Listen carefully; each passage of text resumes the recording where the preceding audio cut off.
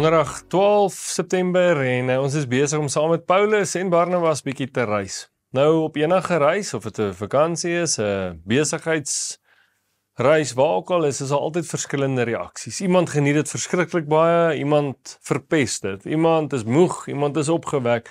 Daar's altyd verskillende reaksies. Vir iemand was dit die beste tyd ooit, vir ander was dit, ja, ek het al beter gesien. Paulus het ook verskillende reaksies wanneer hulle die goeie nuus verkondig. Party mense super opgewonde want 'n nuwe lewe het vir hulle aangebreek, 'n nuwe seisoen en hulle het besef, hulle het oogklappe gehad en nou kan hulle sien dit wat Paulus beleef het.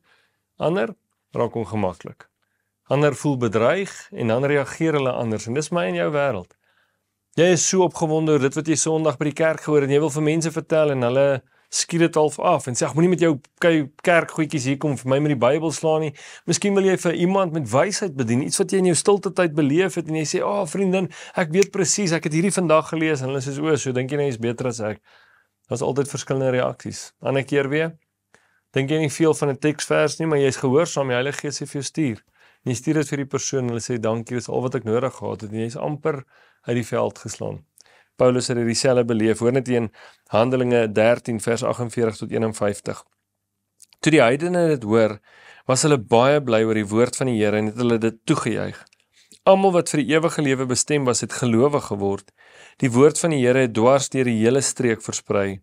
Maar die Jode het vooraanstaande godvreesende vroue en toonaangewende burgers van die stad teen Paulus en Barnabas opgesweep. Hulle is vervolg en uit die streek weg verdrywe. Hulle is toe as gebaar teen die stad die stof van hulle voete afgeskit en na Iconium toegegaan. In Handelinge 14 vers 5 sê hulle die heidene en die Jode saam met hulle leiers het egter oproerig begin word en wou hulle aanrand en stenig. Het bly vreemd dat iemand die goeie nuus dat Jesus gesterf het, nou dit klink nie soos goeie nuus nie, maar dit beteken my en jou sonde het gesterf en dat hy opgestaan het uit die dood, dit beteken sonde kon nie ons doodmaak nie. Jesus het gekies om sy lewe neer te lê en toe ons sondes weggevat van ons af. Dis die goeie nuus, maar dit bly vreemd dat mense dit nie wil glo nie. Party mense sê dit kan nie wees nie, ek sal my eie saligheid loskoop, ek gaan hard werk, ek gaan hierdie ding doen en ander wil dit net nie aanvaar nie. Hulle glo nie in 'n almagtige God nie, hulle dink alles is net toeval. En God se koninkryk konfronteer altyd 'n aardse koninkryk. Daar gaan altyd verskille wees. En sukses volgens my en jou, wanneer ek en jy getrou en gehoorsaam is aan God se woord, lyk nie altyd soos wat ons gehoop het nie. Partykeer wens jy kan net by 'n braai iets sê en in 'n gesprek wysheid bring en dan almal ewe skielik net besef, wow, en tot bekering kom en dit bars uit in lofliedere vir die Here. Maar ander kere is jy gehoorsaam en jy weet jy moet iemand teregwys en dit het die teenoorgestelde reaksie. Hulle wil jou nooit weer nooi nie, hulle haal jou van 'n groepie af, jy word melaats hanteer, hulle sit almal aan daai kant van die veld, as jy hier aankom, daar's dinge wat gebeur, en ek en jy raak bang en dink, ek weet nie of ek dit weer wil doen nie. Gehoorsaamheid aan God is die eerste prys. Moenie vir mense bang wees nie, wees vir die een bang wat kan bepaal waar die siel opeindig. En God sê, hoorie, hou net aan, bly net getrou, al is dit 1000 keer, hou net aan. Want daar word iemand gaan tot bekering kom.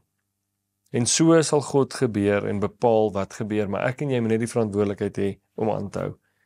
Mag jy verskillende reaksies my en jou nie bang maak nie. Mag jy goeie stories wat mense dit beleef, in trane uitbars, hoendervleis hulle wil laat doop, aansluit by 'n gemeente, deel word van 'n klein groep wat jy kan sien het 'n lewensverandering in daai man gekom of in daai vrou of in daai gesin. Mag ons God daarvoor prys, om loof en nie net sê, ek het julle gesê nie. Mag ons nie nooit vol bravade raak oor dit nie. Mag ons in ons stilligheid net die Here loof en prys.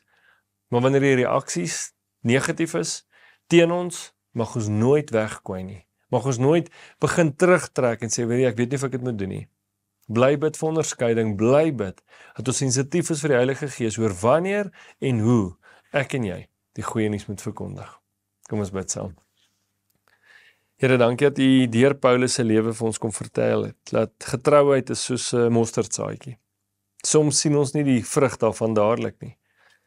Maar ons gehoorsaamheid sal altyd, Here, U sal altyd laat dat ons gehoorsaamheid aan U vrug sal dra. Help ons die kere waar ons weerstand gekry, die kere waar dit lyk, hierdie ding het verkeerd uitgedraai en was nie suksesvol nie, daai manneoggend, niemand het opgedaag nie, of daai vroue aand, niemand het gesing nie, of wat ook al die geval is. Mag ons nooit dit meet aan 'n aardse koninkryk nie, maar aan U koninkryk, want ons gehoorsaam bly. Dankie Vader dat U ons voorberei vir hierdie pad waarop ons is. Ek loof U in Jesus naam. Amen. Lekker dag verder, ons kuier weer môre. Totsiens.